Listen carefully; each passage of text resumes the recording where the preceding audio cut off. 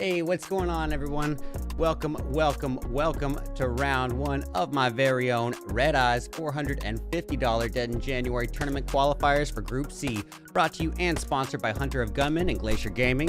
And we got 3 rounds of action, mayhem, and strategy coming your way today. But first and foremost, for those of you who aren't quite acquainted as to who I am, I'm RedEyes, your ever-lovable and adorably cuddly caster, bringing you that daily dosage of butt-kickery, tomfoolery, and all-around shenaniganism. And we have a stacked lobby for you today, boys and girls. We've got Excused, Limitless, Criminals, Thirsty Island Flashers, All In, Team Rio Latin America, Thirsty Island Elites, Nucleotide Vendetta, The Rude Dudes, Prolific 4, Solid Esports, 4M4, Overhaul Esports, Puppeteer, One Prayer, Ventrue Inc., Unidentified Humans, Fears of God, Sunset Ravens, and Redemption. So I'm expecting action right off the bat.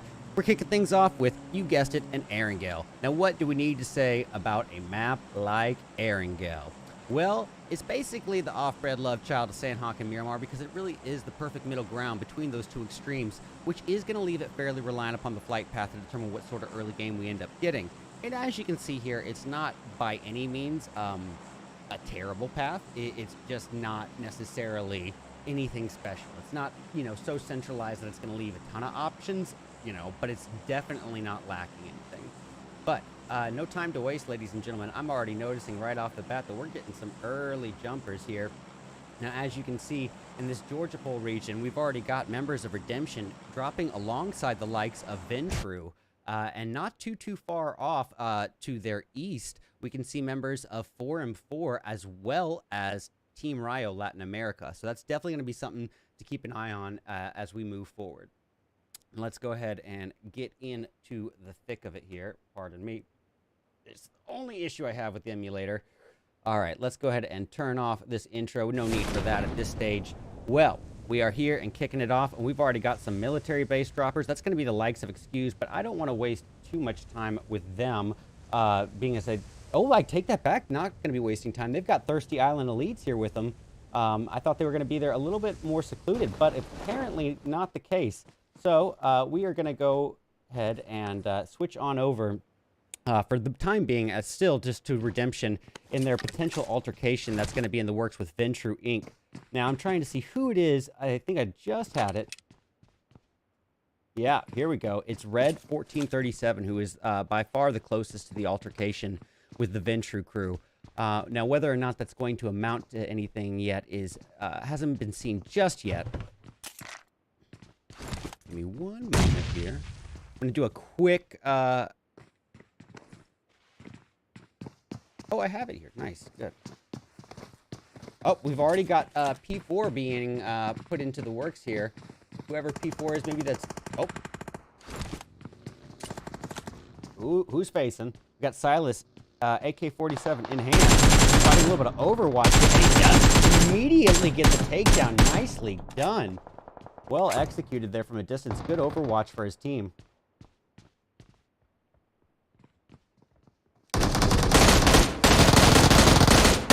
Now, to give me 1 second, guys. I want to make sure that this is all being...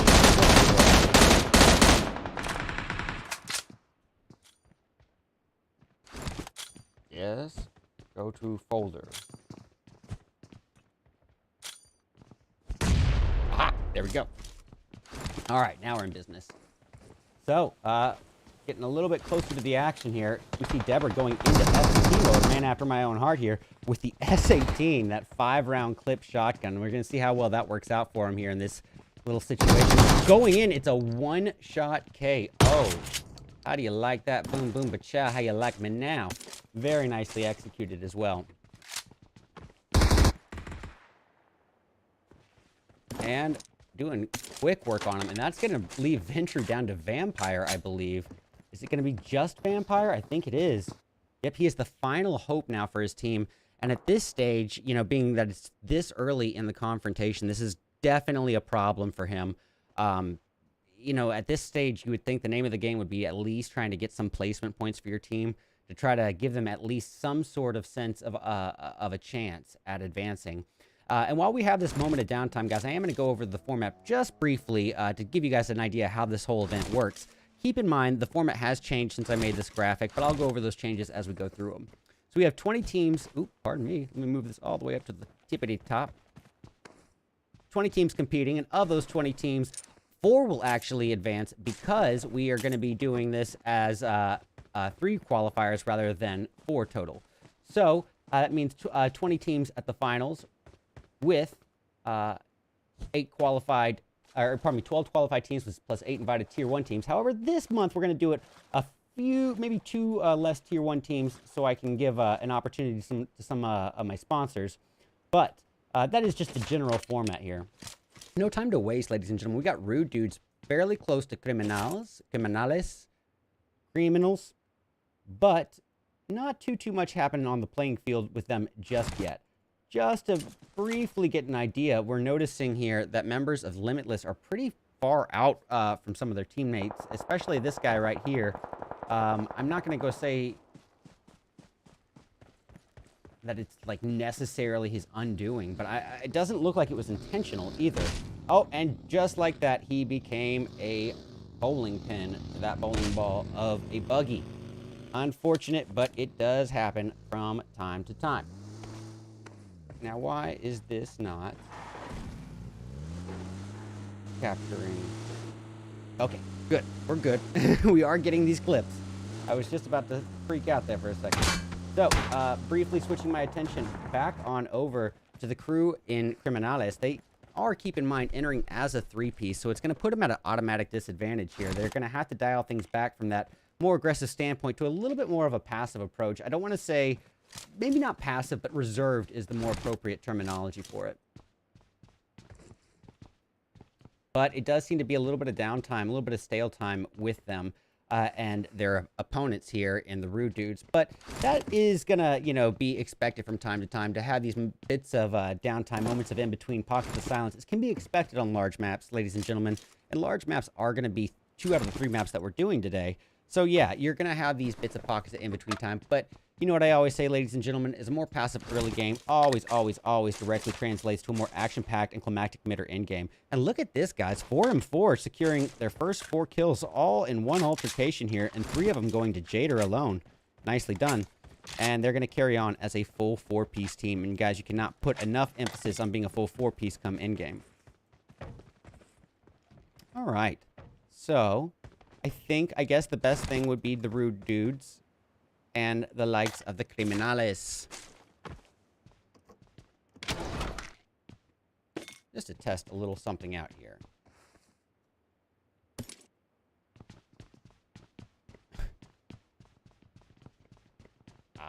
Okay. Let me delete that. Let's see if it works now. Wow, this is great. So the way I clipped it, I have to literally manually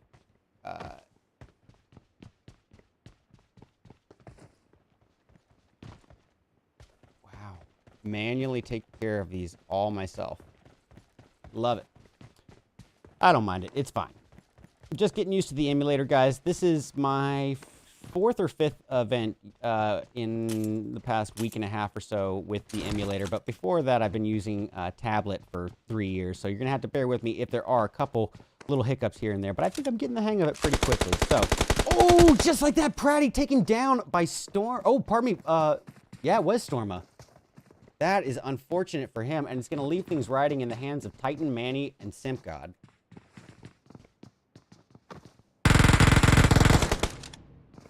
And oh boy, this is not looking good for Pratty. However, it looks like one of his teammates was able to get a takedown in retaliation. Yes, it looks like Blizz is down, leaving things riding on Durkio and Storma. Keep in mind, ladies and gentlemen, Criminales entered with just 3 Criminales total. So, as I said, they are going to have to play things from a more reserved standpoint, you would think, if they're going to really value and prioritize advancement here. Well, we got some utilities being thrown out by Storm and not really amounting to much, all the while Overhaul having at it in the distance. I think I'm just going to briefly switch on down to Overhaul just to see what's happening here. And as I do, Durkio is taken out in the side. But look, it looks like Revive's gonna happen here. Admiral is going to be able to stick the Revive on his fallen teammate. And all the while, their opponent in the Sunset Ravens, which is down to Rise and Plague, we see Rise is a ways away from his teammate and just trying to get healed up in the dead zone. But ladies and gentlemen, oh, and as soon as I switch, of course, it's taken down. But ladies and gentlemen, anyone who knows anything about a RedEyes event knows that I boost the living heck out of these zones, meaning that the zone damage is boosted, the zone size is decreased, the zone closing time is 2 minutes earlier. Lots of stuff just to keep people out of that dead zone. I have zero tolerance policy for that heal strap for the most part. Granted, I get it's got its place for everything, but if I'm going to put on an event for free, bear with me. All right, so Excuse now with 1 kill, and that goes out to the likes of Tryout. And he is responsible for the team's only kill at this moment, but currently driving by a member of the Criminalis. These Criminalis boys still hanging in there by the time Sergio firing away, M4 in hand. He does get the takedown right there and then. Very nicely done. All the while, Excuse is going to go at it in the distance here. Briefly switching over to them, you see Tryout is now down. Matt trying to retaliate. He did get a takedown in retaliation. Now he's adding on to the pain for him.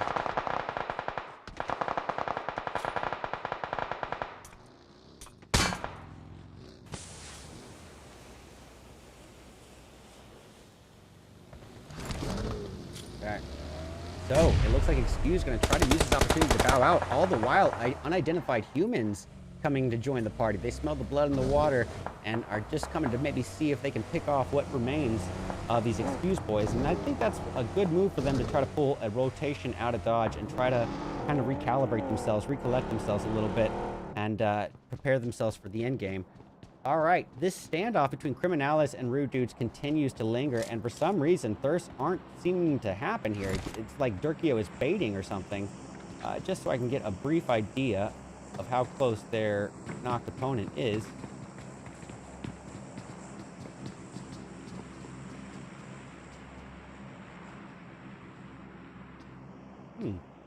Oh, yeah, he's a ways away. He's not like to be revived.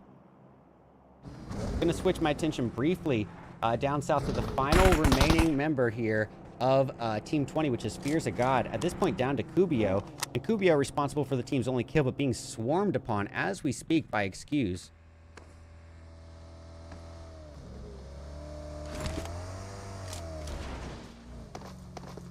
All right, here we go. And it was all for naught, just focusing in on the two-piece and forgetting about that outlier, their third member. Well, it happens. Everyone makes those mistakes at every level. I don't care what, what level you're playing at. Even at the tier 1 level, you see some basically noob mistakes. They happen at every stage of the game. And if you don't believe me, Paraboy nated his own teammate in PMGC. And he is the highest played player in PUBG Mobile history. So, it happens. But I see you, Jaskarat, saying, OG Pratty, best player in the world. Thirsty Island OPOP, thanks for being here, Kel. Pratty22, Jim, Go Solid Esports says Sack TV. White Sky says, go, go, go, SLD. I'm here for All In. Guys, thank y'all so much for being here in the YouTube. By all means, if you're here to support a specific team, just let me know in that chat, and I absolutely will keep an extra close eye on them. If you're going to be nice enough to support the event, I will absolutely be nice enough to return the favor and tune into the teams that you're actually here to see. All right, I think I'm going to switch over to the 4M4 crew, still riding pretty steady at 4 kills here. But potentially... Oh, Rude Dude's going at it again. We're going to go switch on down, up to them. Rude Dude's down to Manny, and Manny alone here, just swimming in Criminalis members. These two teams have been in a standoff now for at least, I'm going to say at least 5 to 10 minutes. And probably considerably longer than that at this stage. But Manny now with yet another little position hold. All the while, Criminalis just right on the other side of that building. Is it a 1v1? I think it is. Yep, it's him against Storma. Manny versus Storma, 1v1, a fair fight. And Manny is getting the opportunity to bandage up, which, as you can see, was a huge mistake on the Criminalis side. But it pays out for good old Manny, and he does get the takedown, securing his 3rd and 4th kill for the team. Or, pardon me, first and second kill for the team. Pardon me, I don't know why I thought I saw 4 kills there. So our zone has shrunk a little bit here, orienting itself in between, you know, the Pachinki School and outlying mountainous areas. So we have a little, and by the way, when I say mountainous, I mean one thing and only. It's really not even a mountainous area, but I am, of course, talking about this region here that unidentified humans have claimed. And I think it's a good spot because not only do they have a somewhat centralized position here to this new zone, but they've given themselves a 360-degree overwatch. And on top of that, given their position, I'm pretty sure that if they were to just merely go prone, or even if they got knocked from the top of that hill, if they fall down, you know, if they're knocked, I should say, in that case, well, it's going to mean that they're going to be out of eyesight from the people who knocked them. So without an immediate aggressive push, they're going to be able to get revived. So I think their positioning could not really be too much more advantageous for them. So I want to just get a brief idea here. Yeah, we're going to go right on back to the last rude dude, which is Manny at this point. We saw Manny holding position here, but now he's got the likes of Redemption potentially to worry about soon. A little bit of space separating him from them for the time being, though. By the way, guys, if you're watching on Twitch, please be aware that Twitch will only be broadcasting this for the first 2 matches, at which point I'm going to be switching directly over to YouTube. You can find me on YouTube at RedEyes_official or youtube.com/@RedEyes_official. I'm definitely going to start trying to put a lot more events on the YouTube platform so I can try to hit 1,000 followers before the end of July. That's my goal. All right, looks like Puppeteer going at it in the distance. I'm going to go briefly switch over to them. Hey, Kaylin, how are you?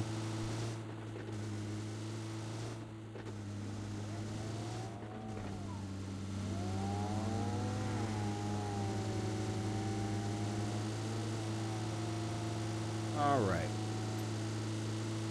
So, as we see, Faye just trying to get into the zone a little bit further out from his teammates, for better or for worse. We've seen the advantages and disadvantages of that time and time again. The advantage is that you're not all in one place at the same time. So if one of you guys is attacked on or swarmed on, the odds of you all being taken out in the same spray a lot slimmer. But the flip side, if that does happen, the odds of is attacked, the odds of you being able to help out from a distance is a lot more difficult. So it's a, you know, a contextual thing. It goes on a case-by-case basis.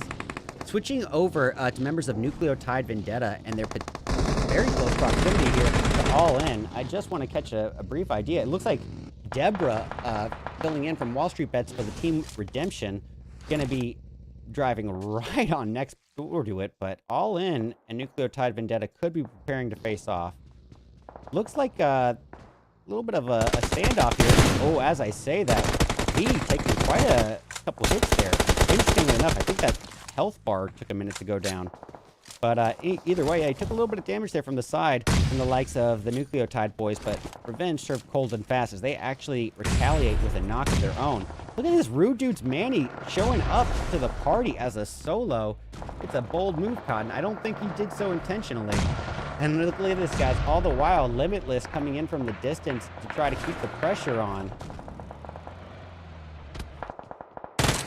Yeah, and that is a Puppeteer going off in the distance. All the while, Limitless, Kirby with a Uzi firing in some distant shots at Nucleotide. That is going to be a tough one to pull off. But if he did, doubtlessly the clip of the day. All right, no time to waste. Once again, All In. We're going to have at it here. Daniel at the floor.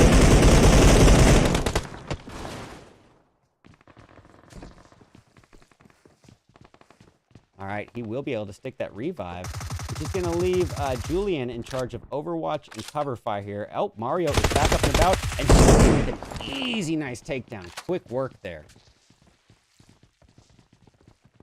So, no time to waste again. This time going back up to the Thirsty Island Elites.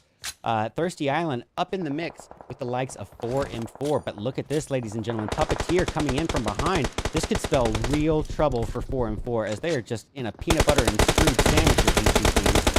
And yeah, as you can see, they're kind of having to spread out. I don't think they have a lot of options. And they either have the option of maybe trying to dip out. Oh, too late. Limitless is taken down by the likes of Rafter right there and then.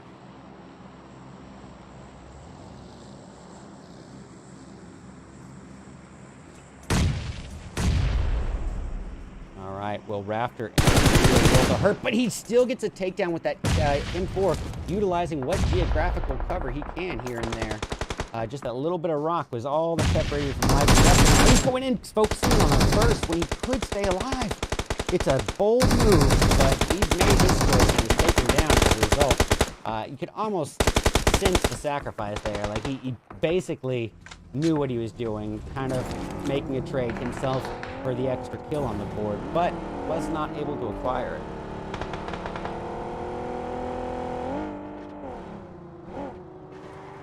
Yeah, guys, if you're looking for the YouTube link, all you have to do is ! YouTube in the Twitch chat, and you'll be given a clickable link that'll take you on over. All right, briefly switching over to the likes of P4. This is, of course, Prolific 4. Being wrecked apart, just leaving his entire side unaccounted for, facing the consequences almost immediately. Well, that's going to leave Esco as the final hit here with no help to speak of, and you knew that was coming at that point. Not really a lot he could do there. Outnumbered, outmanned, and outgunned, and without the health to really do much about it. So, ladies and gentlemen, this is the final showdown. The calm before the storm is almost over, and this is all-out bloodbath warfare from this point on out. So here we see Esha, the final hope here for Limitless, trying to get to a position where he can actually do something with the high ground over Ventru's Vampire. And look at this, Ventru was able to make it after all that. Vampire was brought down to a solo, I believe, fairly early on in game. Let me double check on that, but I think so. Yep, and as I say that, I caster cursed all two.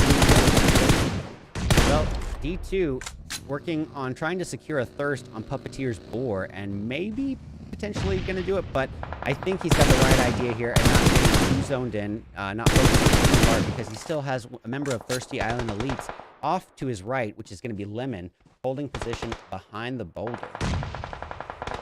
All right, what about the likes of Redemption here as they prepare to face off with potentially not just unidentified humans, but potentially all in as well.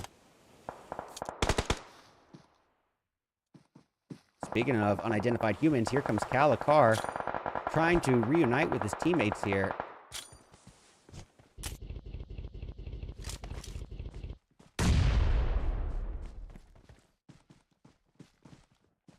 Oh, man. We hear these shots, but... All right, well, looks like we got the 4 boys coming in, trying to put some Redemption as they try to rotate on in, and Redemption's rotation is risky as all get out, driving right out the Fire and Silas direct apart as a result there. And I hate to say they asked for it right there, but almost did. Thirsty Island's Robin is trying to lay low and stay out here. He's just surrounded by numerous teams, and as a solo, his main goal right now is trying to reach a higher placement. Look at this, guys. Puppeteer with 10 kills even, looking very strong right now as we hit our final 4 teams, ladies and gentlemen. We've got unidentified humans, 4M4, Puppeteer, and 1 last member remaining for all in. Oh, that's Boar from Puppeteer, securing his 5th kill and the team's 11th. Really showing a heavy backpack for his team right now. Great performance all around on their end, to be honest. Unidentified humans, still a full 4-piece, 4 kills to their name, but can't place enough emphasis on being a full 4-piece come-in game. I say it time and time again. All right. Bird trying to hold the opponents off at bay with the potential threat of a utility. He's got a Groza in hand.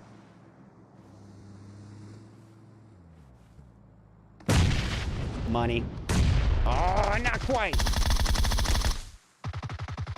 And it's actually going to be... What's his name going to be able to heal up? Really? Nah. Wow, just barely dodging that nade in a brief second of time. If he had stayed there for even half a second longer, I feel confident that it would have been a knock. Doing a little bit of the damage to 5911 and Bird here with those nades, but it's not going to be enough from the Puppeteers just yet. And, you know, all things considered, they are down to a 4v4 here, guys. A fair fight between Puppeteer and unidentified humans to end our first round.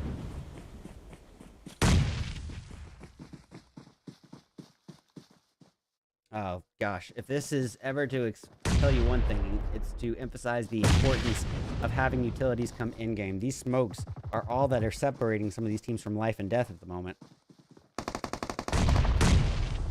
Oh, nade on D2E right there.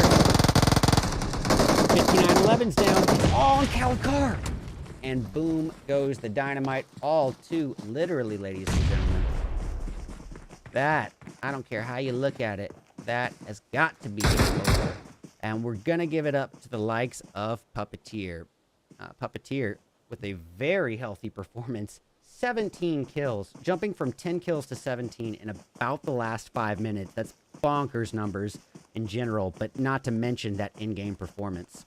We got Unidentified Humans grabbing second place, and that's going to be with 4. We got 4M4 in third, and that's going to be with 8. All in securing 4th place, and that's going to be with 6 kills between Julian, and Daniel. Thirsty Island Elites in 5th with 3. We got Redemption in 6th with 6. Thirsty Island... Oh, we got 2 Thirsty Island teams? Yeah, we got Thirsty Island Flashers and Thirsty Island Elites. So this is Thirsty Island Elites here, and above was Thirsty Island Thrashers. So Thirsty Island Elites in 7th, and that's going to be with 8 kills. All right, we got... Let's see here. I got to keep forgetting I got to switch in between these two. 8th place is going to go to the likes of the Rude Dudes. It's going to be with 2 kills, both of which are from Manny. Ventrue Inc. securing 9th place with 1 kill from Vampire. He was able to get some pretty decent placement from where he was at the beginning of the game. Limitless in 10th place with 1 kill from Kirby. We got the Prolific 4 in 11th with 1 kill from Esco.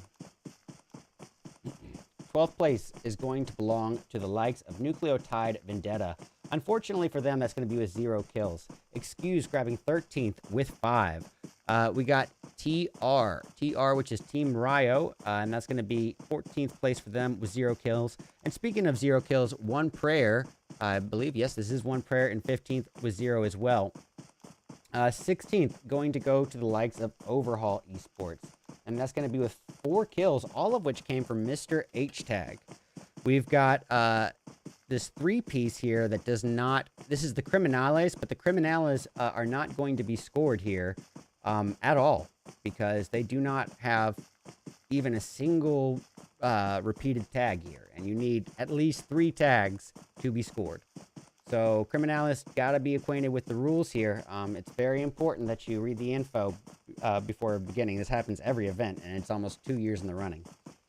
Fear of God is going to be securing 18th place, and that's going to be with, let's see, 1 kill from Cubio.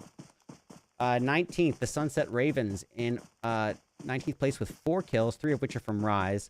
And lastly, SLD, Solid Esports, in 20th and last place with 0 kills to speak of.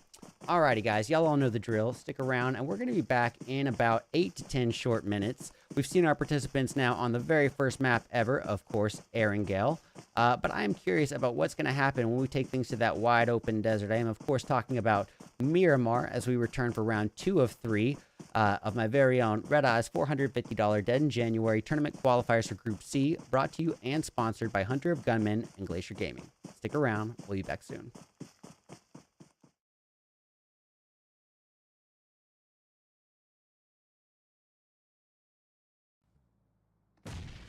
Money. Oh, not quite.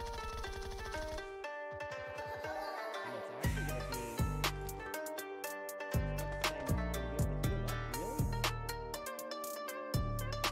No. Wow, just barely dodging that nade in hurt, but he still gets a takedown with that utilizing what geographic recovery he can here and there. Just a little bit of rock is all the pressure he's going in, focusing on first. He could stay alive.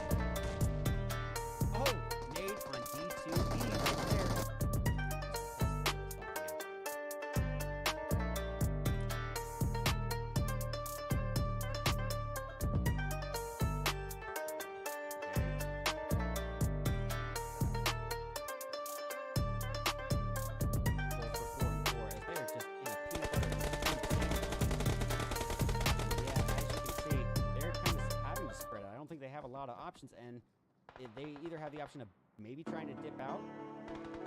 Oh, too late. Limitless is taken down by the lights of the rafter. We got four boys coming in. They try to rotate on in. Redemption's rotation is risky as all get out. He's driving.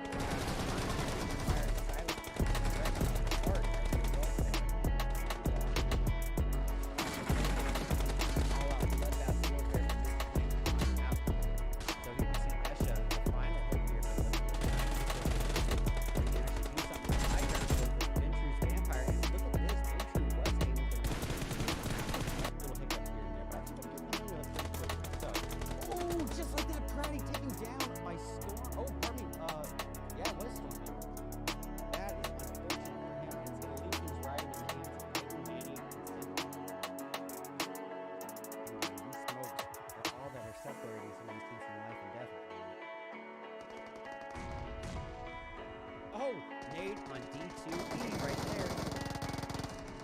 59-11 down. Oh, count there. And boom goes the dynamite all to literally. Oh, too late. Limitless is taken down by the rafter right there.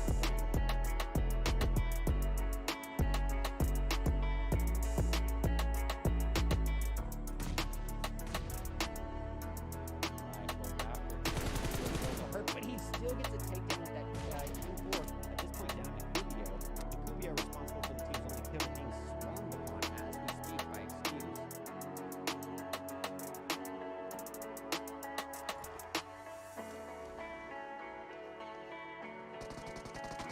There we go.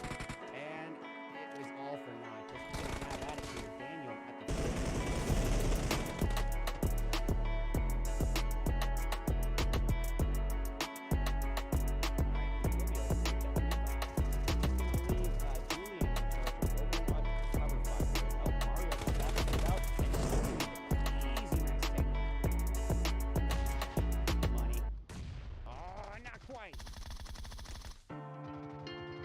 and it's actually going to be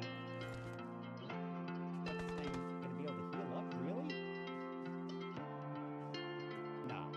Wow, just barely dodging that nade in a real world of hurt, but he still gets a takedown with that U4, utilizing what he is grabbing from hand here. Just a little bit of rock is all separating. He's going in, focusing on the first lead. It's a bold move.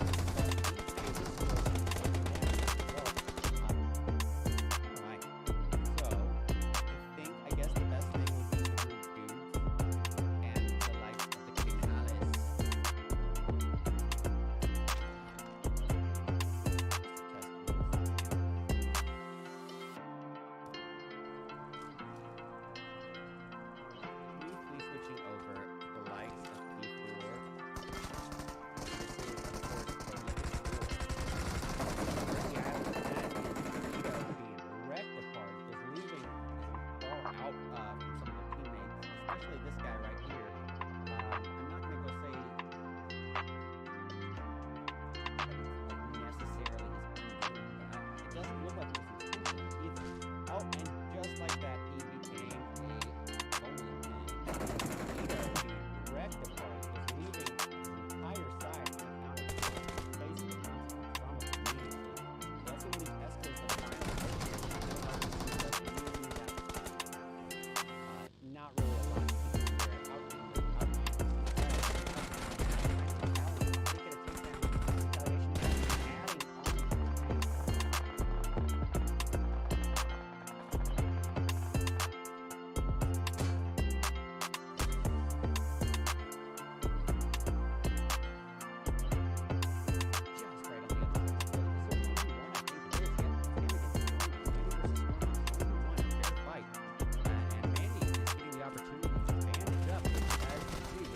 Huge mistake on the Criminales side, but it pays out for good old Manny.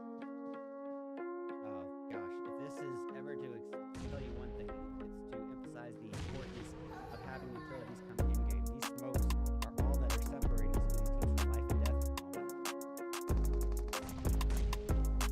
Oh, nade on D2E right there. Just to test a little something out.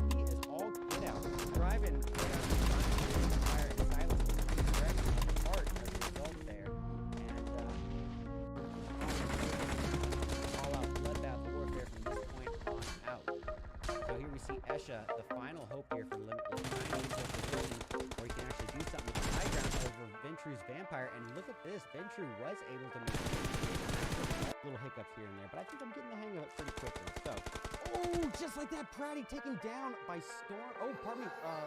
Yeah, it was Storma. That is unfortunate for him, and it's going to leave things riding in the hands of Titan, Manny, and Simka. And again, these smokes are all that are separating some of these teams from life and death. Oh, nade on D2E right there. 59-11's down. All on Calicar. And boom goes the dynamite. All too literally, ladies and gentlemen. Oh, too late. Limitless is taken down by the likes of Rafter right there and then.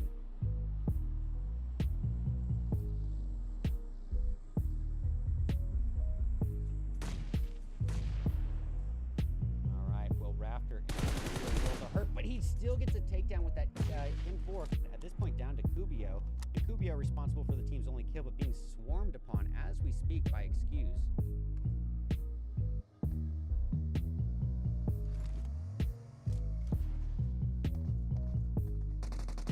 Ready to go. And it was all for naught. Just gonna have at it here. Daniel at the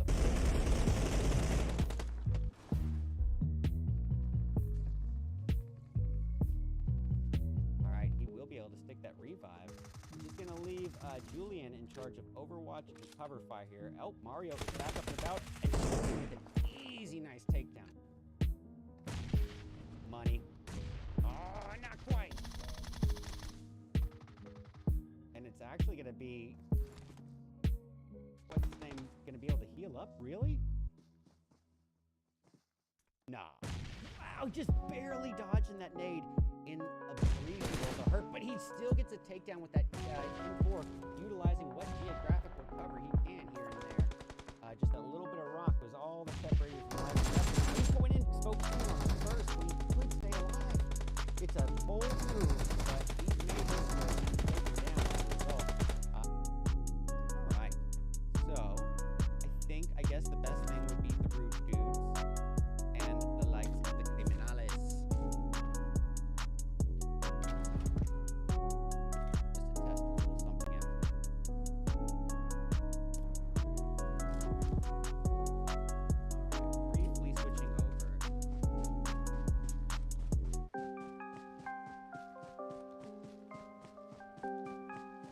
Alrighty. Sorry about that format. Welcome back, ladies and gentlemen. Welcome back. Super happy to have you here. This is going to be round 2 of 3 of my very own RedEyes $450 Dead in January tournament qualifiers for Group C, brought to you and sponsored by Hunter of Gunmen and Glacier Gaming. And we're kicking off round 2, as you guessed it, a Miramar. Now, what do we need to say about a map like Miramar?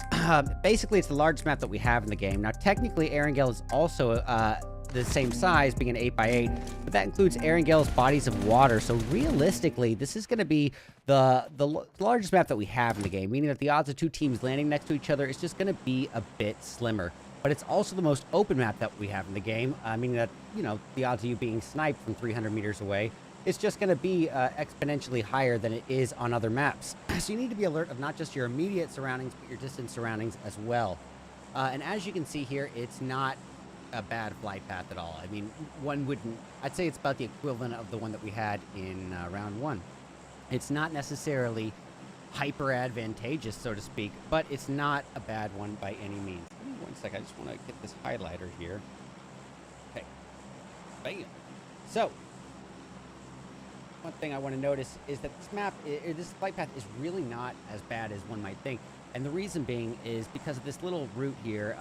I say this so often, but this route here is not a central one following this highlighter, but it is taking you in between 2 strings of cities with just a ton of options. And this flight path here is going to leave a big bulk of that available. So yeah, they got options. But first things first, let's go ahead and get an idea of where people are going to go. It looks like Bacado could be contested between the likes of Redemption and Fears of God. So I think I want to tune in to that to start things off with. Let's go ahead and have a look-see. Oh, goodness, it's not just them. Limitless is there as well. All right, well, I'm not gonna. I don't know how I feel about that guy's name being in here.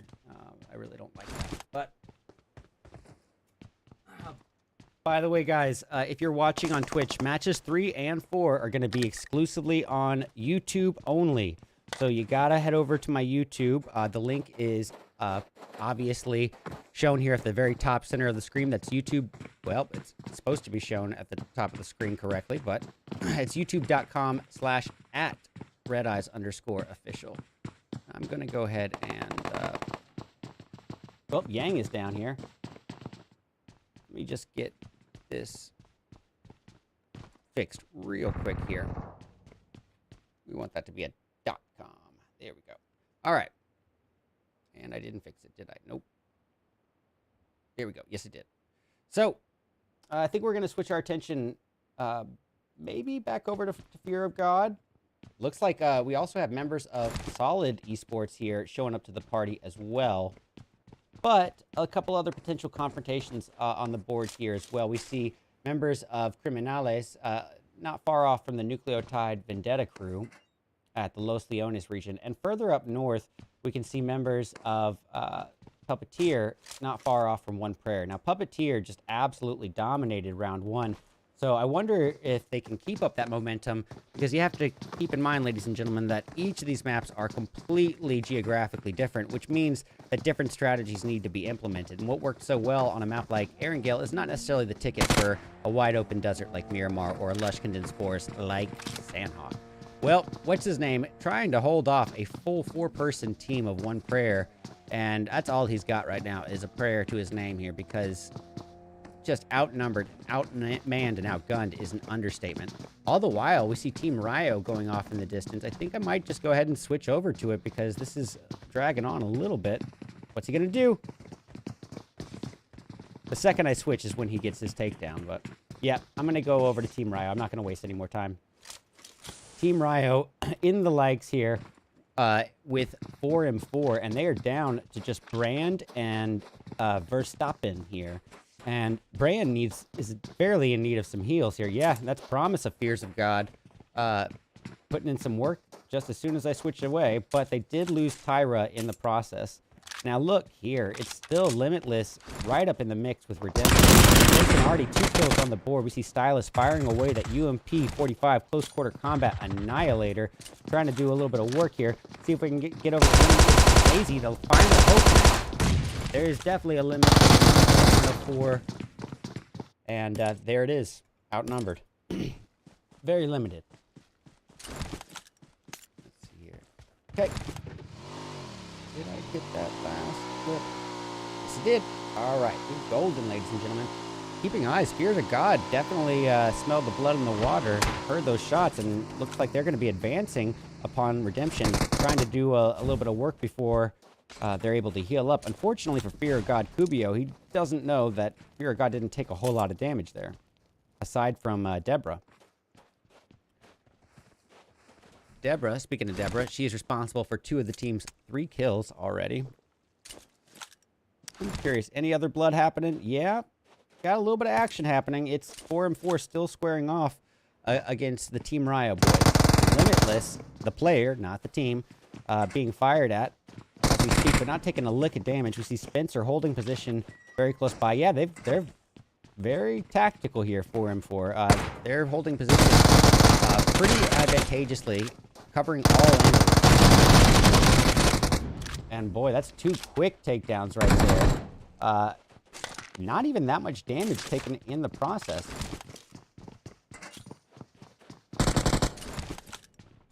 We got Ignacio here.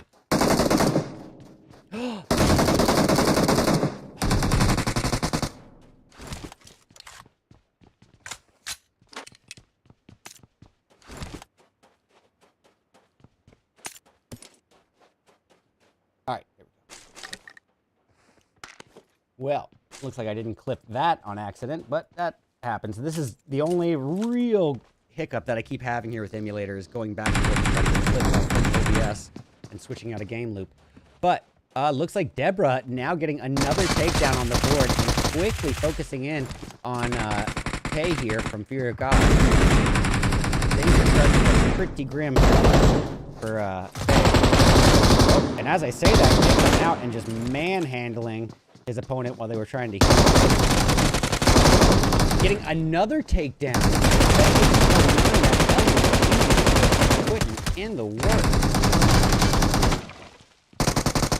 Well, he is taken down in a quick retaliation, but luckily Fubio coming in and playing the hero for the day as he gets the finish and will be able to secure the revive on 2 of his teammates here. So they're going to carry on as a 3-piece already with 7 kills on the board.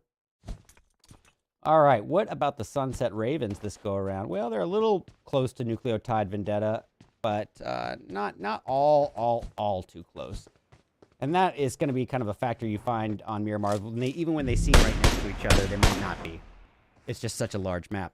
Well, we got Thirsty Island here. This is, of course, the Thirsty Island flashers, and it's down to 1 flasher left, and that's going to be Vortex firing away with an 8x SKS aimed over at the Ventru crew. And this time, Ventru has a full 4-piece here. I believe a full 4-piece. Might be a 3-piece. Let me check on it. Yep, they're a full 4-piece, and they're not just relying on Vampire this time around. They're going to try to cover up that lost ground because Vampire gave them a little bit of a second breath there, a little bit of rope, I guess slack in the rope is what I'm trying to say. I don't know. Basically gave them a chance to stay in the running by getting them that placement. They were able to get 9th place. Not great placement by any means, but it is, you know, keeping them. Actually, I don't think it is. I think he just barely missed placement points. Could be wrong about that with the new system. I'll have to check. Well, with Booyah's down, it's going to be down to H-Tag, Omega, and Admiral for the overhaul boys. They're just trying to work their way on into zone, and we can see H-Tag being shot at all the while, taken down to below half health and taking a pretty big amount of vehicle damage. Nucleotide going off in the distance. Let's catch a brief eye on them just to see what's happening in that realm. Looks like they were able to take somebody out in the dead zone. But guys, as I said time and time again, these zones are not to be played with here. I boost all that damage up, and I do it intentionally. It has become a reputably known factor of my events. So if you're not familiar with it and not aware, even after I've said something every single stream that I've done it, so every event for the past 2 years, or a year and a half, I'd say, that means that you're not supporting the event. So this is my little gift to the people who are supporting. Do not zone camp. It's not going to end up well most of the time. At least in my event. All right, so I think I'm going to switch maybe back down to overhaul. They are still hanging out in the dead zone. And keep in mind, ladies and gentlemen, it's still fairly early on in game. We still have about a minute left of stage 2 before that zone starts kicking a little heavier on them. And so, yeah, they're able to hold out there for now. But it's that time is going to be coming to a quick end. Hey, Bong Man, I see you guys. Guys, if you're watching on Twitch, I see we got about 10 viewers here on Twitch. Please, please, please do be aware that this is the final match that will be streamed on Twitch. The remainder of the event will be on YouTube, and the link is right up at the top center of my screen, youtube.com/@RedEyes. Also, the pinned comment in the chat feed. That is Chills being wrecked into. All right, well, that's going to leave it all on his 2 teammates here, Mario and Tsukiyomi. And Mario with a nice little drop shot there. Putting that UMP to work on Overhaul Esports' Admiral, and they're not out of the thick of it yet. Boy, can Omega and H-Tag finish the job here. Omega cooking up a nade. I think he's given up on trying to get his buddy out. Well, maybe not. Maybe he's just trying to hold them off from thirsting Admiral, but fear of God is going off in the distance here. I'm going to switch my attention briefly down south to them just to see what's happening here. They've got, wow, 11 kills on the board between 3 players, and 8 of those 11 kills are from players who are still alive. And good on them. All right. What about this standoff that we were just checking out? And H-Tag overhaul definitely has been in my events, probably more than most. So they know not to play around with too much. But especially considering Omega has 0 first aids and 0 boosts. 3 bandies is all that's separating him from life and death, even while he's in close proximity to Nucleotide Vendetta. That's not an ideal situation to be in. But yes, guys, if you are on Twitch, please do come over to the YouTube now, just so you won't have to deal with switching platforms once this first one goes offline, because I'm going to raid somebody on Twitch. Alright, that's Omega keeping fire and pressure on humans. Hybrid getting away from the action, and Omega lucky that he wasn't fired upon by Nucleotide Vendetta from that high ground. Switching my attention over to Ventru, full 4-piece, 4 kills to their name, much stronger this time around. They got the 4M4 crew just below them, but a little bit of space in between, I suppose. And this is where the new zone has oriented itself from Toria Humada down to just above La Bendita. Here we go. Ventru is going to close in on the 4M4 crew. We see Juan G trying to get himself a little bit healed up here before engaging. And he has nothing in terms of bandies or boosts, so he had no choice but to use one of those first aids there. Now look at this. Nidozen driving right up with Vampire into the mix, trying to catch eyes on this 4M4 member. It's Ignacio. Now trying to get out of dodge, but a little too late, and that little car accident definitely cost him. And now he's taking quite a bit and just swarmed upon by the Ventru crew. Leaves Spencer and Limitless remaining here. Keep in mind, I'm speaking of Limitless, the player. Limitless, very limited in terms of health. Gonna try to get the first aid off. Now aiming inbound at Juan G, who's trying to make his escape in that van. Scoped in with that 6XM4, but not getting any connecting damage, unfortunately for him. Hey guys, there we go. Now we got about 30 people across 2 platforms. So if you are on YouTube and haven't dropped a sub, please do. I will be starting to host a lot more events on the YouTube exclusively, and maybe even some custom rooms that'll be broadcasted exclusively on the YouTube. So may as well skip the curb and sub there now, because I do require subs to get paid out. All right, Faye from Puppeteer approaching the likes of the Thirsty Island crew. It's Limbs just outnumbered here. It's gonna be a rough. Look at that jump. Yeah, Limbs had very little choice there, but even a utility thrown inbound would have taken him out of that equation.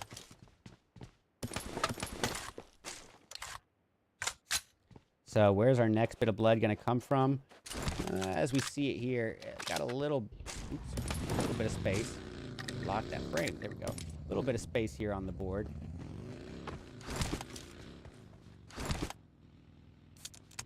Okay, I do like what the Puppeteer crew is doing. In case you're not aware, I'm speaking way up here.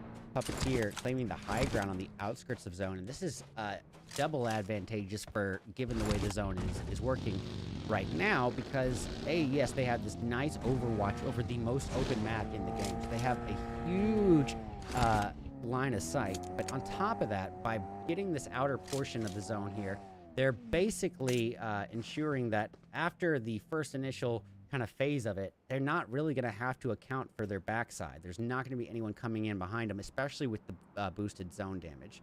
Now, that's not a guarantee, but I think that they can bet on probability, and that's why I think it's going to play out well for them in this case. Now, when the zone does shift, and it will, then they're going to have to figure out something else. By the way, if you're just tuning in, this is round 2. But they're going to have to, make a inbound rotation if the zone doesn't favor them moving forward. But I think for now, they're in a comfortable spot. It still looks like we got a member of the Puppeteer crew going to break away from the group. It's going to be, what's his name, still maintaining a little bit of overwatch position, but maybe trying to catch a line of sight on the likes of All In.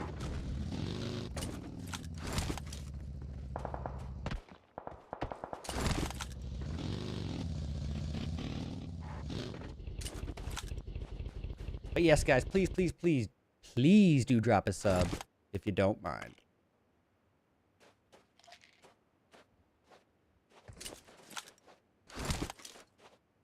Okay, well, all in, still a full 4-piece. How are they looking in terms of health? Ooh! Well, they definitely caught wind to him. That's to say the least. He just got fired on heavy. All in, Mario focusing the 6X M4 aimed inbound at members of Prolific 4. Oh, actually, disregarding the Esco right there. And Esco is actually picked apart by Excuse, picking up from that third-party damage that was just begun. Okay. Well, we hear a lot of shots on the board. Yeah, we're going to switch over to the all-in crew. It wasn't all-in, was it? Thought it was. Oh, it's still Excuse facing off. This time against the Sunset Ravens. And we see Tryout taking a little bit of damage here. Focusing on that 3X M4. And boy, down right in front of our eyes. It's going to leave it riding on Matt, Draco, and Rosh of Excuse. We see Rosh is the next closest threat to his opponents. Already making use of a utility here. Trying to make it rain Hellfire on those Ravens. And definitely kicks in a little extra damage to their knock. But not getting another knock on top of it. However, with Tryout and Draco being down, I think he needs to reorient his priorities and worry about getting a revive, and I think he knows it. We see Matt trying to help out as well with Tryout. We'll see if he's able to do so successfully. So for now, it looks like they are going to be trading revives as Rise is up and about, and it looks like Coriano was able to stick the revive on him, and now working on their other teammate, Luck.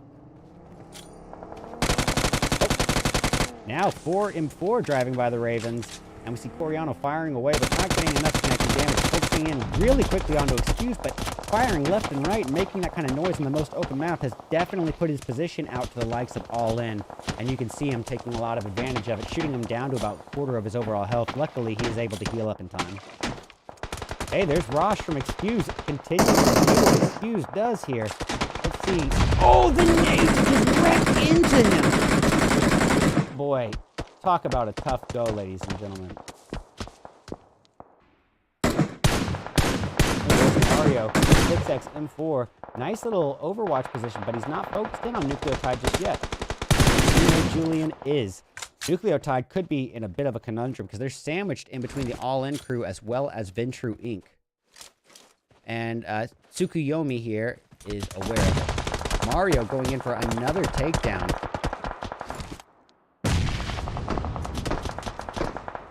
Oh boy. Well, Tsukuyomi barely going to be able to heal up in time.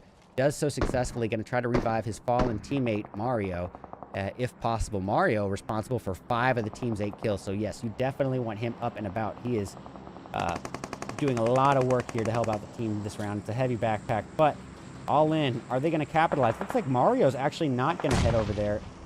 Rosh from Excuse getting a nade takedown, and that's going to give him an opportunity to potentially work his way down to get a revive on Matt. Maybe. But if so, that's going to leave, I guess it was Draco going to get the revive. That means Rosh is holding him off with Overwatch and cover fire, firing away with that 3X Scar L Tommy gun combo. Guys, thank you all so much for being on the YouTube. I see y'all still have about about 10 or so viewers on Twitch. Guys, it would really mean a lot to me if you could come on over to the YouTube and drop a sub, or at least just be there in the channel to show your support.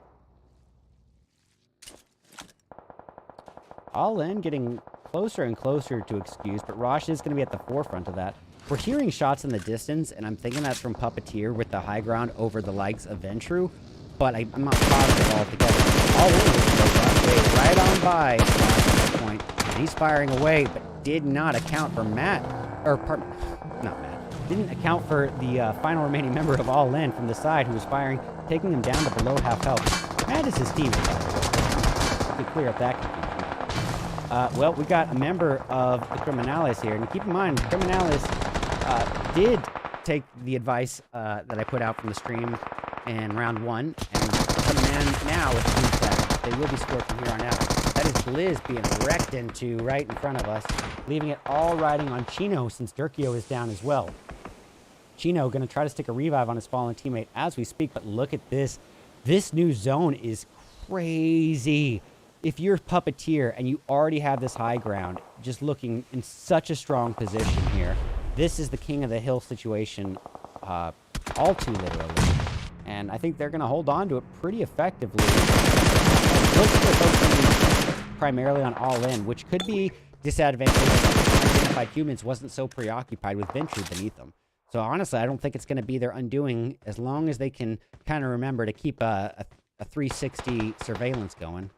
Well, that is Faye from Puppeteer getting a takedown of his or her own. And now looking to re-secure positioning in zone with this high ground. And compound cover. Oh, yeah. They're looking real comfortable with that. I'm actually going to switch my camera over to the other side so I can see my screen. Oh, nice. Go there by Faye. Oh, he did get the knock on there on Rosh. Nicely done.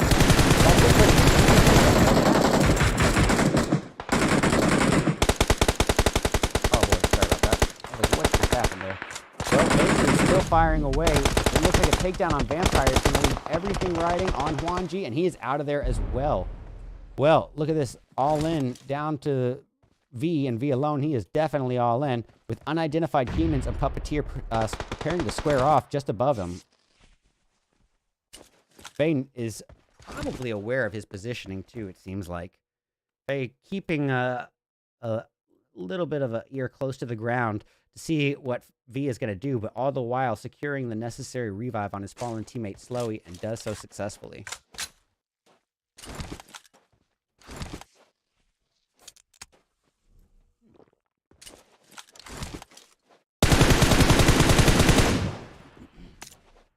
All right, Faye, looking in now. Talk about a failed opportunity there. Had a perfect line of sight on his opponent, who was actually focused in on V all in, but not able to secure it. But right then and there, Faye does finish V off. So now he is going to find himself in a 2v4 scenario up against the likes of unidentified humans. Now, whether or not he'll be able to stick these revives is going to be up to unidentified humans. I think if he is able to, it's definitely a little bit a hesitation on their end.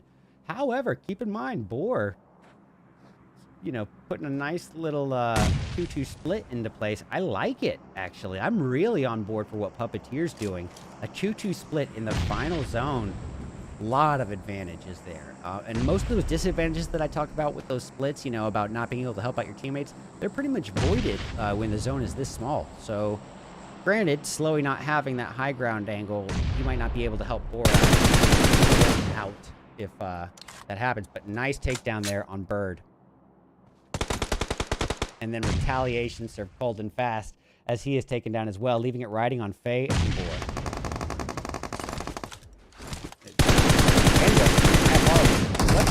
7 kills. Coming in, wrecking house and finishing the job. Ooh, boy, I don't know his name, but I want to, because that boy just brought the pain. And it's going to be Puppeteers just wrecking in.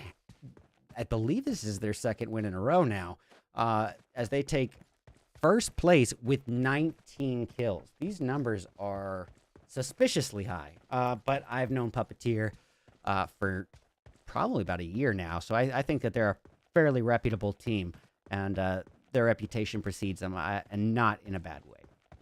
So good on them. 17 kills in round 1 and 19 in round 2. It's going to be a pretty strong finish here, no matter how you look. If they didn't advance, I'd be pretty surprised. Unidentified humans grabbing second place, but with only 1 kill, and that's from Bird. So what they did get in placement points, they also lacked in kill points. And we'll put that into comparison. I think they're going to be okay because All In, who got third place, only had 2 kills. So they're not going to get more points on the board than unidentified humans.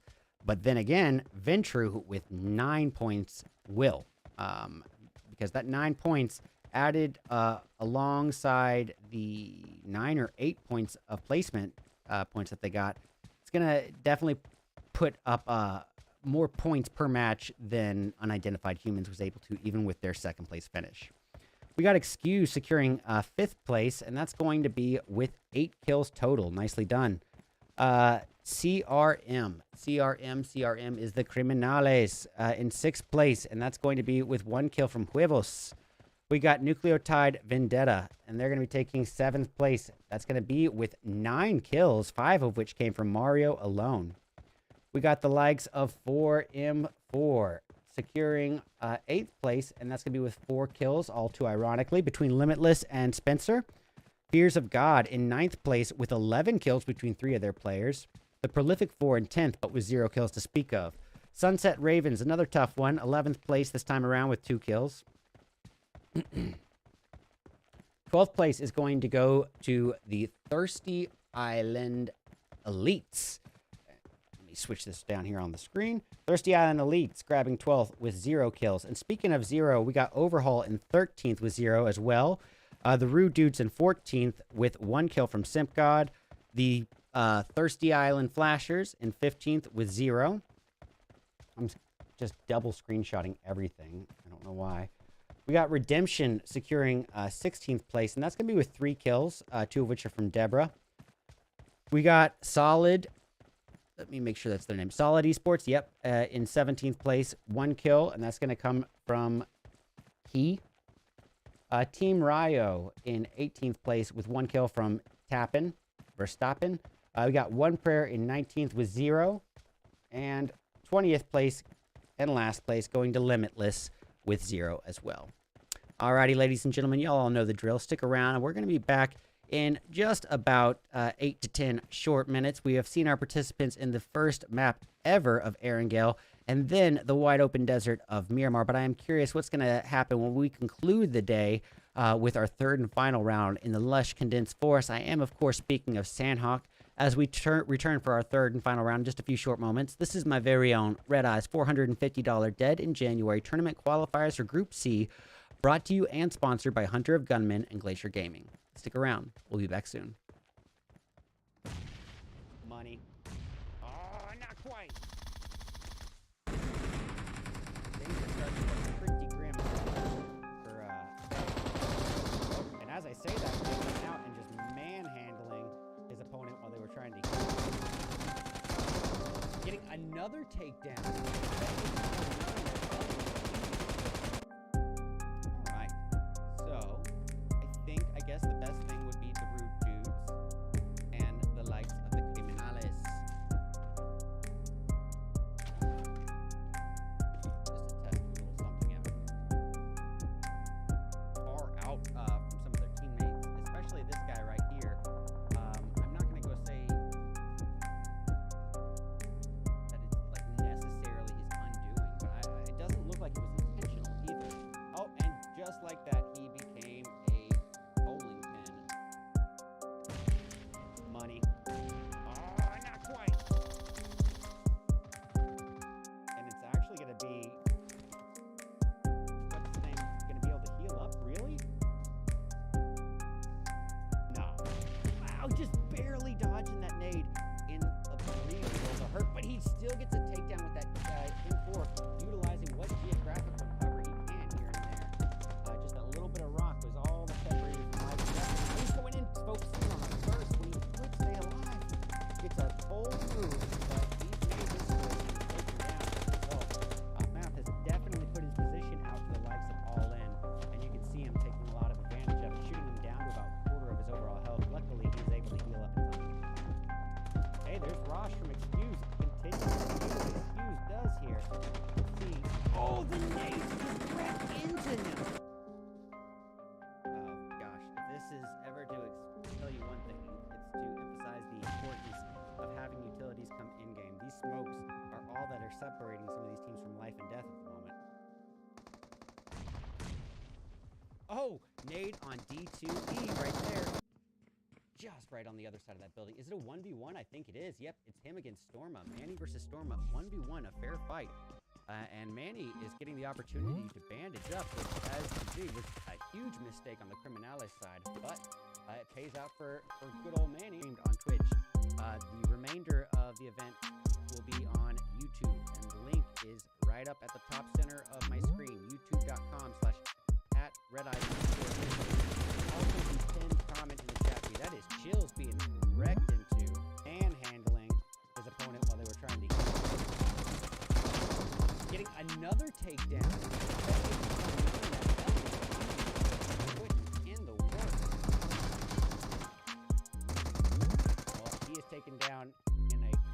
4 and 4 as they are just in a peanut butter and screwed sandwich with these two teams. Yeah, as you can see, they're kind of having to spread out. I don't think they have a lot of options, and they either have the option of maybe trying to dip out.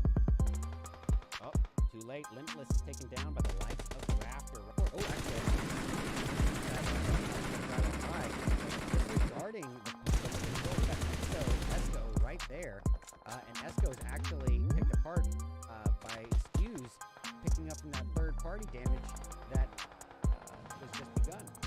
Have at it here, Daniel at the front.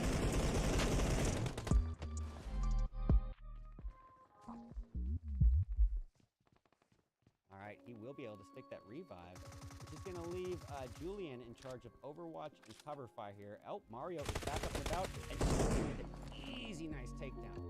Just to test a little something out here.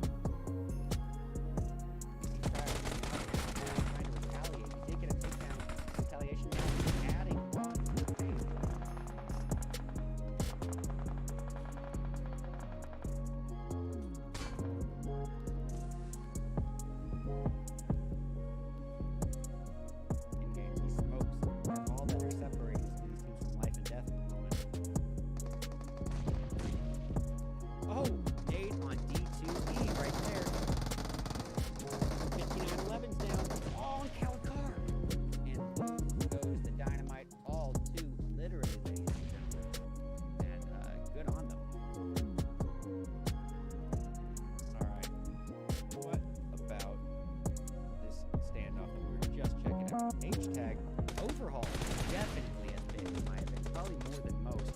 They know not to play around with too much. We got the four boys coming in, trying to put some they try to rotate on in, and Redemption's rotation is risky as all get out. Driving right out of the fire, and Silas direct apart as a result there, and they're looking real.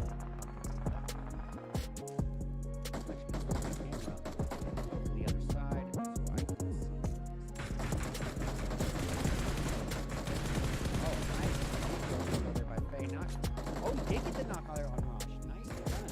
Avoided when the zone is this small.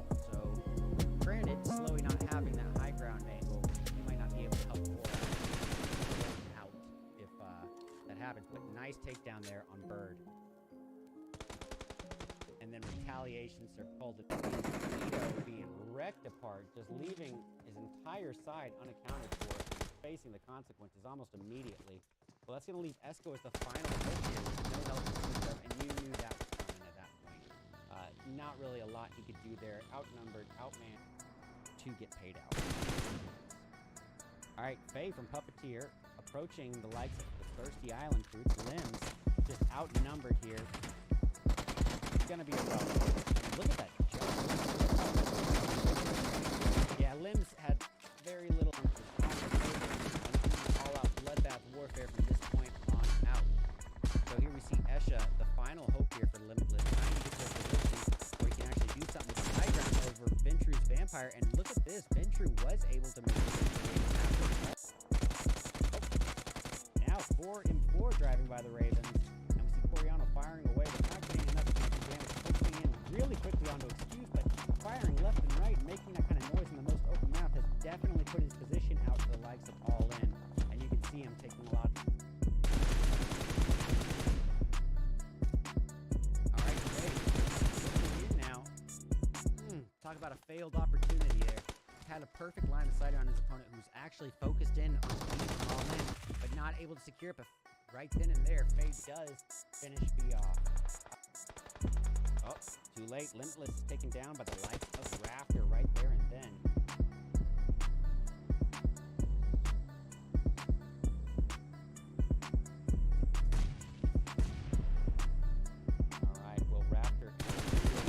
But he still gets a takedown with that M4 all-in crew. It wasn't all-in, was it? Thought it was. Oh, it's still Excuse facing off. This time against the Sunset Ravens. And we see Tryout taking a little bit of damage here. Oh, 3x import, and boy, right in front of us. But looks like Deborah now getting another takedown on the board. Quickly focusing in on Kay here from Fear of God.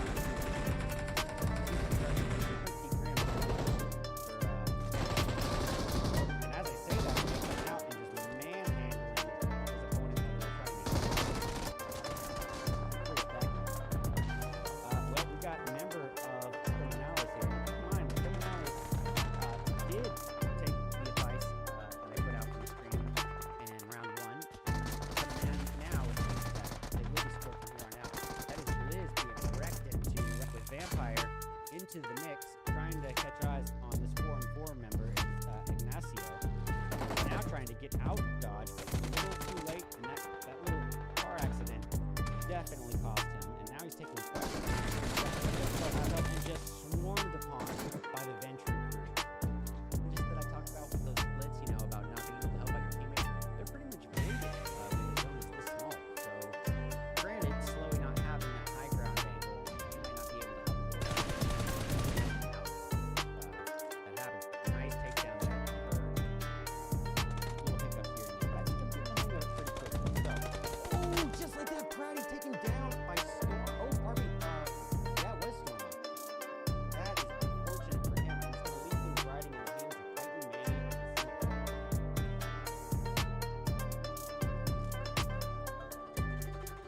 Briefly switching over to the likes of P4. This is, of course, being wrecked apart, just leaving the player, not the team, being fired at. As we speak, they're not taking a lick of damage. This is Spencer holding position very close by. Yeah, they're very tactical here, 4-4. They're holding position pretty advantageously, covering all angles. Party 2 kills on the board. We see Stylus firing away the P45 close quarter combat annihilator, trying to do a little bit of work here. See if we can get over easy. They'll find it open. There is definitely a limit for, and there it is, outnumbered.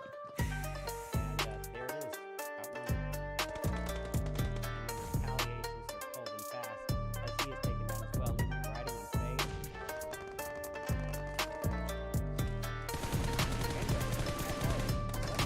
7 kills coming in, wrecking house and finishing the job.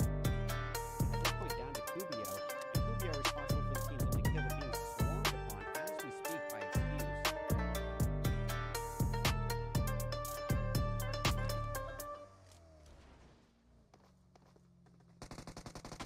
There we go. And it was all for naught. Things are starting to get pretty grim for and as I say that, they come out and just manhandling his opponent while they were trying to getting another takedown. Alright, so I guess the best thing would be Group B and the likes of the Criminales.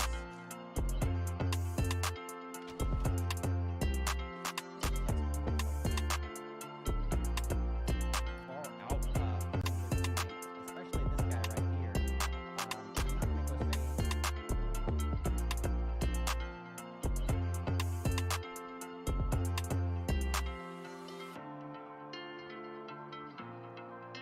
Alrighty, ladies and gentlemen, welcome back to our third and our final round of my very own RedEyes $450 Dead in January tournament qualifiers for Group C, brought to you and sponsored by Hunter of Gunmen and Glacier Gaming. And we are going to be kicking off and ending the night, kicking off round 3 and ending the night with, you guessed it, a Sandhawk match. Now, what exactly do we need to say about a map like Sandhawk?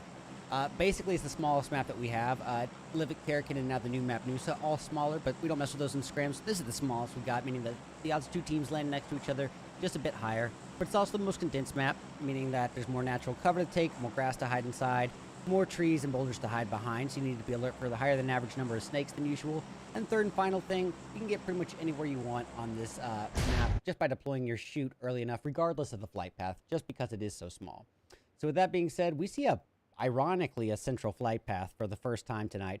But gonna go ahead and get a little bit of attention drawn here to, I guess we're gonna go boot camp, because it looks like another early confrontation between Fear of God and Redemption. And I love it. I love it. Both teams faced off, I believe, early on in round 1. Or round 2, pardon me. Sorry about that. And this is the final round if you guys are just now getting in here. But yeah, it means they're both dropping pretty hot. Looks like Excuse having at it in the distance too, wherever they're at. Yeah, let's go have an eye on it. They're facing off against the Criminales. Speaking of Criminales, we got eyes on Fuego, firing the wave of U and 245 Rex into Draco right in there. By the way, guys, if you're not particularly busy tonight, I'm going to be doing some personal gameplay immediately after this stream. So if you guys feel like getting some games in, I do viewer games every day.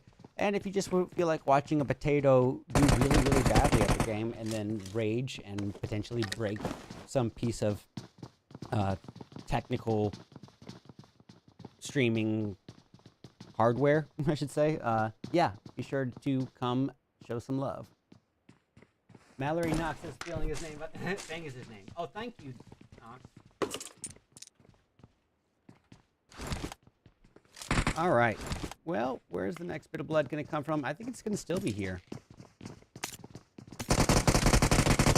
Wow, look, Huevos and Blizz are the last 2 members at this point already for the Criminales. They are having a tough go of it, already being reduced down to half of their starting team. And I would say that this means that they need to dial things back, but realistically, I'm not so sure how they placed overall between match 1 and 2. So if they didn't particularly do well, then why not have some fun with it and just send a message out to the playing field, say, hey, we might not have placed or advanced the way we would have liked to today, but we definitely belong in this event, and we're going to show you guys why. We're going to smoke.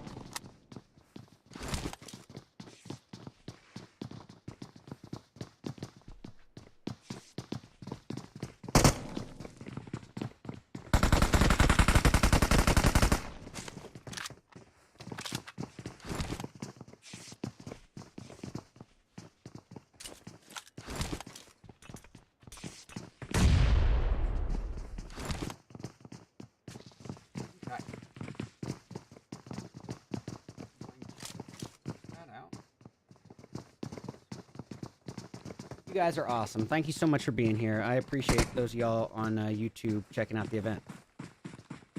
And if you haven't yet, guys, please, please, please, I hate to just reiterate over and over and over, but I am just desperately trying to grow my YouTube. I really want to start monetizing on it. I've missed out on a lot of money opportunities with it. So if you haven't yet, it's youtube.com/@RedEyes_official. And it would mean an awful lot, guys, if you subbed. I will also be adding a little bit of incentive to do that by doing some YouTube exclusive custom rooms. I think 2 weeks from now, potentially 3 weeks from now, but it will be YouTube exclusive, and it will also require that you sub to my YouTube to actually be paid out if you win. So may as well just do it now and beat the curve. Also, it would just be nice to show a little support to me as a content creator, I guess. Well, I think I'm going to switch over to the other remaining member of Overhaul, which is H-Tag and Booyahs. Actually, it must be Booyahs who's up close. Yeah. In for in hand, and he's still taken down. Oh, talk about a rough go of it. I thought he had that for sure, getting the pre-fire in while his opponent from Excuse was midair, but not going to happen. And it looks like H-Tag has the right of it, going to keep the team in the game by bowing out and cutting his losses. Well, Rude Dude's going to square off against Nucleotide Vendetta here, and as you can see, we got Manny, Titan, and SimGod remaining here. SimGod sticking the revive, while Manny is in charge of overwatching Qualifiers, even a thirst here. Nicely done. And they are now up to 7 kills. All in, going at it in the distance. Oh, sorry guys, I need to make that link a little bit. I'm trying to cover up the whole thing. There's no, honestly, I don't need to be giving you guys the links, because if you're seeing this, it is only being broadcasted on YouTube at this point, so you obviously know the link. So, just go ahead and minimize that down to a smaller size. All right, well, that is that for the criminales. That crime did not pay. Guys, I'm working on my dad jokes. Like, the cornier I can get, I've been doing a lot of co-casting with DKZA, and just the cornier I can get a joke now, it's like just a shot of dopamine.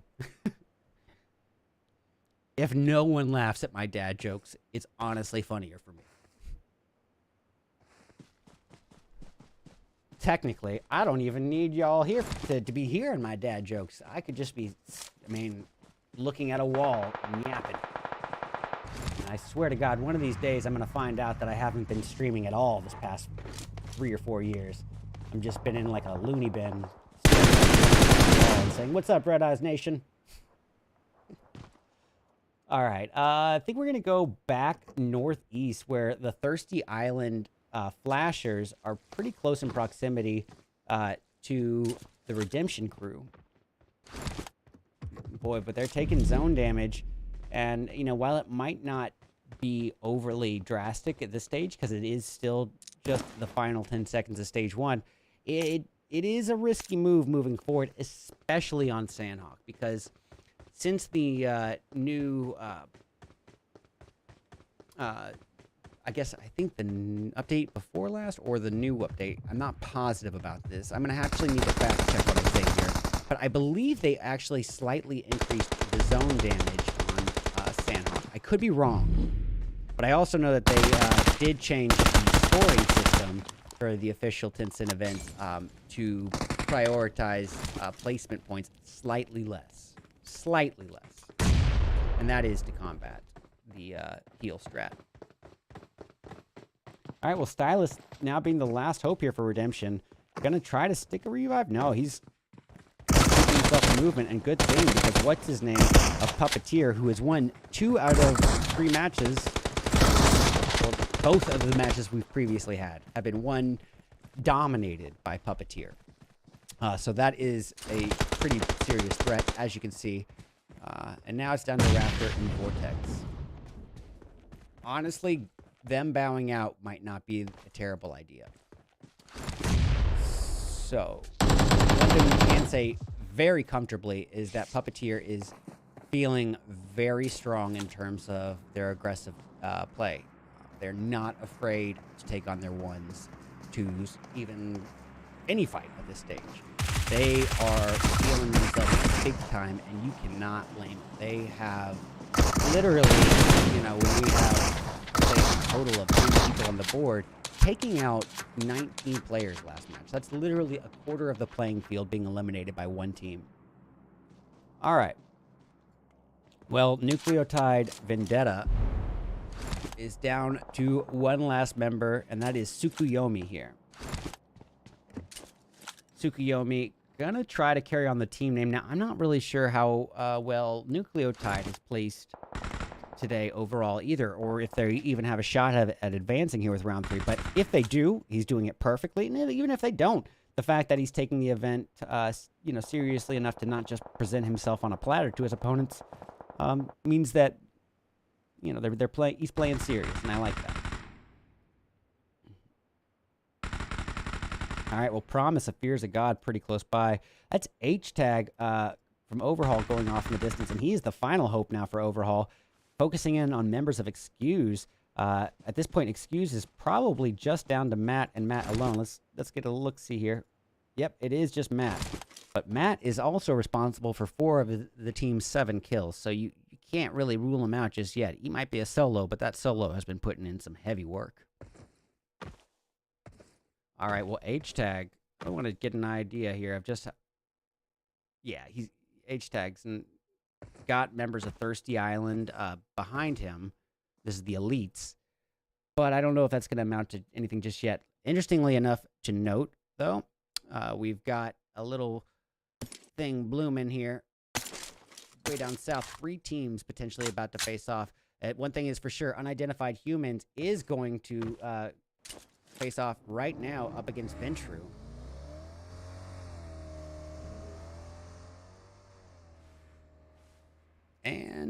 I choke on my words there. It's a caster curse, ladies and gentlemen. Well, where's the next bit of blood going to come from? Yeah, you are going to have bits of downtime just by the nature of PUBG Mobile, but it's going to be less likely on a map as small as Sandhawk. So the fact that we are left with a little bit of downtime, it happens, but I would say don't get too comfortable with it. It's probably going to be a little bit shorter than the other maps in terms of downtime.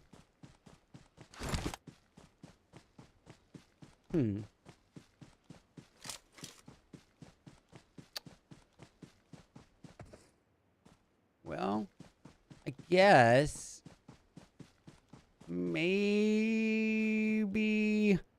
catching eyes on Nucleotide's final hope, which is Tsukuyomi. Well, we've noted him being the final member for the team a couple times now, but he is playing the long haul, and so he's not going to be presenting himself on any easy platters here to the Thirsty Island crew. And that's okay, because it looks like Thirsty Island is a little bit more preoccupied with Fear of God. We got K here. It's down to K and Promise. And they're going to be playing a little bit reserved. And honestly, I think Fear of God, I'm basing this off of terrible short-term memory, but I believe Fear of God is in the running here for advancement. So I think they're doing the right thing. Well, Rude Dude's working in on the Sunset Ravens and getting a knock, quickly advancing, which I give him credit for not hesitating. But in that process, 2 of them were taken down in a matter of 5 to 10 seconds just from that in the open push. Well, we got Stunting and Coriano and Rise for the Sunset Ravens. Rise just revived in the nick of time here. Whether or not, I shouldn't even say in the nick of time, whether or not the Rude Dudes are going to live up to their name and push on them before they're able to heal up, yet to be seen. Looks like it's going to be quite the opposite. Simp God's taken down, and so Titan getting the revive, while Manny is in charge of Overwatch, just getting to that tree to get a little cover himself. And interestingly enough, Rude Dude's really in strong shape here this third match with 9 kills on the board. 5 of those kills are between the 3 who are still alive. Kid Star taken out before stage 3, or maybe during, but regardless, eliminated, but already able to put up 4 kills on the board, so he definitely made his contribution known.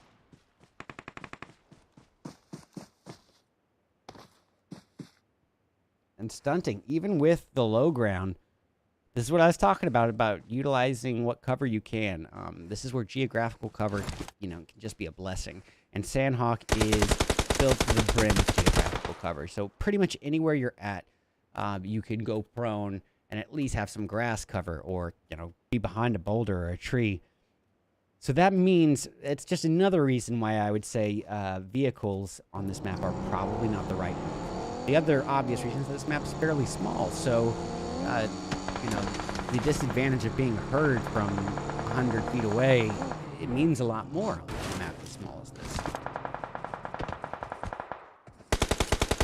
Well, 4M4, we got Ignacio trying to heal up, all the while Yater and Limitless and Spencer keeping the pressure on their opponents.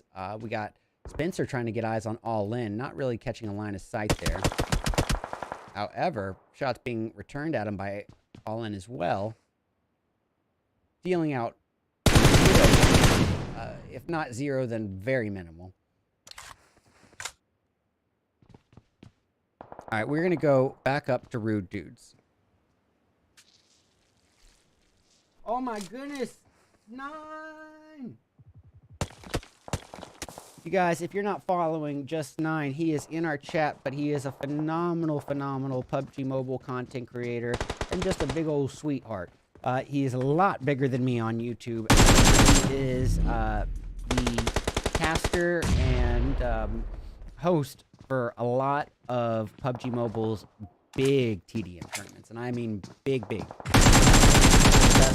TDM warriors in the game participate, and by all means, the only way to get involved in those is to follow on YouTube and drop a sub.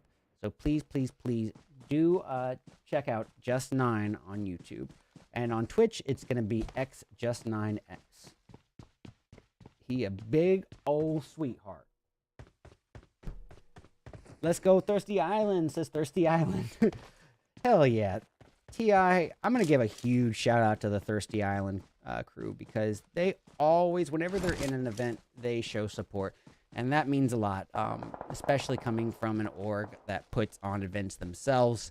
It shows that they know how, you know, to show appreciation for an event. They're not just here for the sake of making money or anything like that. They are here because of the love for the game and the community. So huge shout out to them. And honestly, I think that might be the first time in like 6 months that an org has entered 2 teams into a qualifier and done it with correct tagging, meaning that each team has a different tag, and at least 3 of those. Well, Puppeteer still in the mix, all the while Prolific 4 going off in the distance. I just want to see here. It's going to be down to Cornbread and Z-Bag here. EXO has been eliminated, or Esco been knocked, and it's not like to be revived here. Unidentified Humans doing some work here. Yeah, Z-Bag getting a takedown of his own. And quickly player. I think he's going to be able to do so successfully. Yes, he does get the third.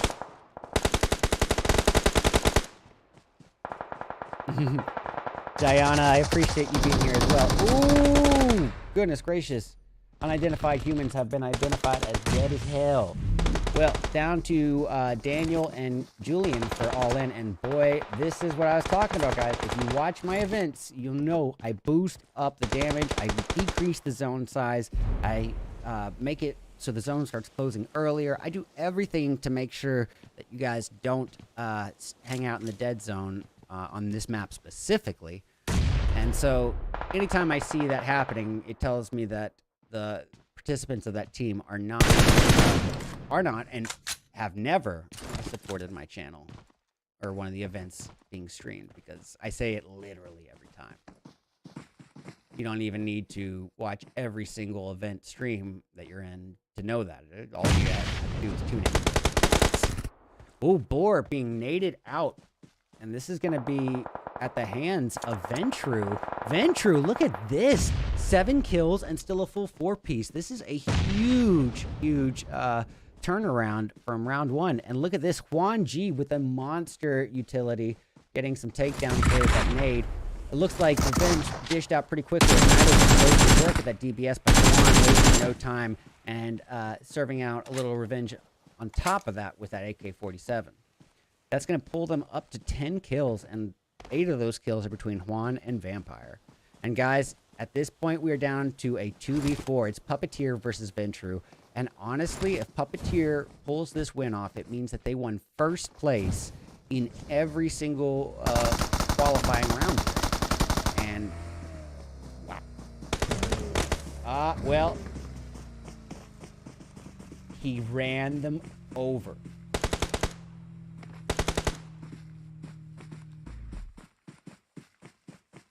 Oh, it's Ventru. Okay, I misread it. Okay, misread it.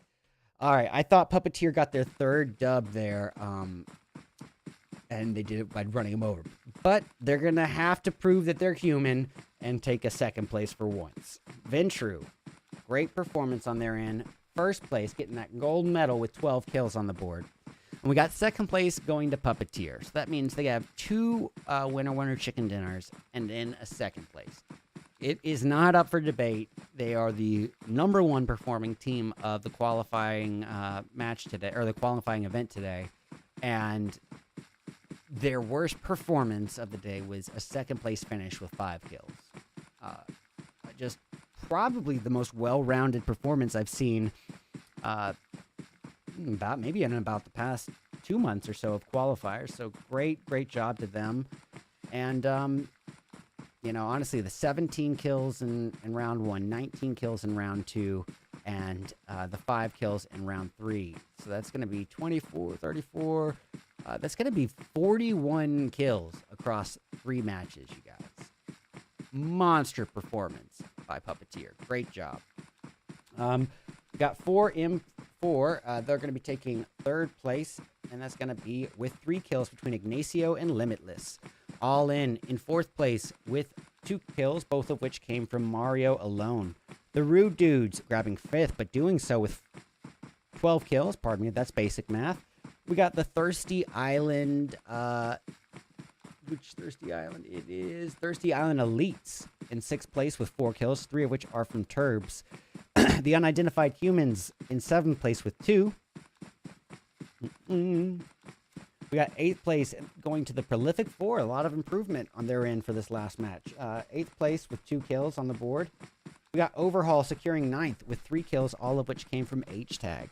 The Sunset Ravens in 10th with 4. Excuse in 11th this time around, but with 7 kills between Matt and Tryout. So even when they're not able to get the placement, they're pretty kill intensive. We got Nucleotide Vendetta grabbing 12th this time around, but unfortunately for them, a big fat onion for kills. And speaking of onions, we got another one being dished out to the 13th placeholders, Fears of God. 0 kills for them as well. We got the Thirsty Island Flashers in 14th with 1 kill from Vortex, and Redemption in 15th with 2 kills, both of which are from 1437. We got 16th going to Criminales this time around with 1 kill from Huevos. And lastly, 17th and last place is going to go to Solid Esports. Well, ladies and gentlemen, either way you look at it, that's going to be game over for the night. And it has just been an absolute honor and pleasure getting to cast this event for you guys. But as it stands, that is that for the qualifiers. Now we will have our decided advancing teams set in stone from this point forward.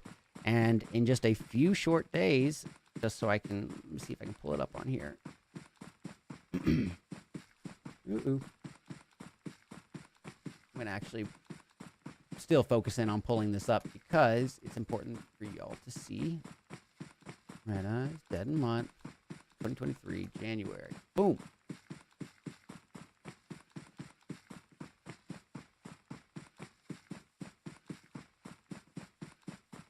Okay. So, the finals are going to be going down this Sunday, ladies and gentlemen. Sunday, January the 29th. And it is important to note as well, let's see here, let me move this all the way up to the tippy top. It's important to note as well that you take notice that this event, the finals, start at 9 o'clock EST. The qualifiers are at 8 p.m. EST, but we move things back an extra hour for the finals just in case people are working. So, yeah. And also be aware, the finals are going to be streamed exclusively on YouTube. So if you haven't subbed to my YouTube, please do, so you'll be able to get the notifications of when these events go down.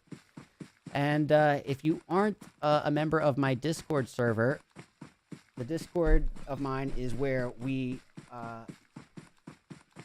organize, announce, and coordinate these events. And by the way, guys, just a heads up, next month will mark the 2 years of the Dead in Month tournament. So by all means, this is not anything new, and I'm super excited that we've made it this long. So yeah, 2 months running. If you want to be part of a stable, recurrent, $450 monthly event, join my Discord server and register. Anyone can register as long as they have 3 tags. Their account is above the level 30, and they're above the age 18. I will not pay out people under 18, so just not going to happen. But Gianna says if Puppeteer wins all games, I'm eating my phone. I'm sorry, I'm just now seeing that. But almost makes me wish that they had won it, so we could have had that little bit of content. But guys, with that being said, I'm going to be ending the stream. Now, I don't know how to raid on YouTube, so I'm not going to this time. But I will be going live on all platforms. That's YouTube, Twitch, Trovo, and Facebook. But the only way to join my viewer games is through the Twitch by typing in !join in the chat. And with that being said, guys, I don't want to waste much of your time. I hope you all have a great night. Have Have fun, be safe, be kind to one another, and I really hope to see you guys in 4 days on Sunday, the 29th at 9 o'clock p.m. EST on this channel, the YouTube at RedEyes_official channel. And yeah, have a good one. Things are starting to get pretty grim for and as I say that, he went out and just manhandling his opponent while they were trying to heal. Getting another takedown. Alright. So, I guess the best thing would be the blue cubes and the likes of the criminales.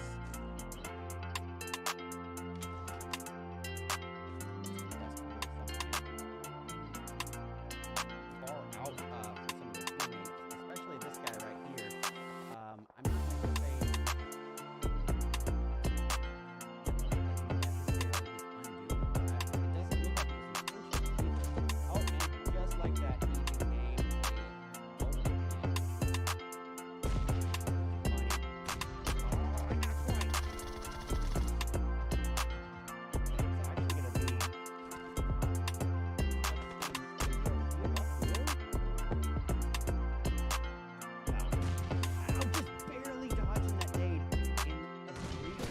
but he still gets a takedown with that M4, utilizing what geographical cover he can here and there. Just a little bit of rock was all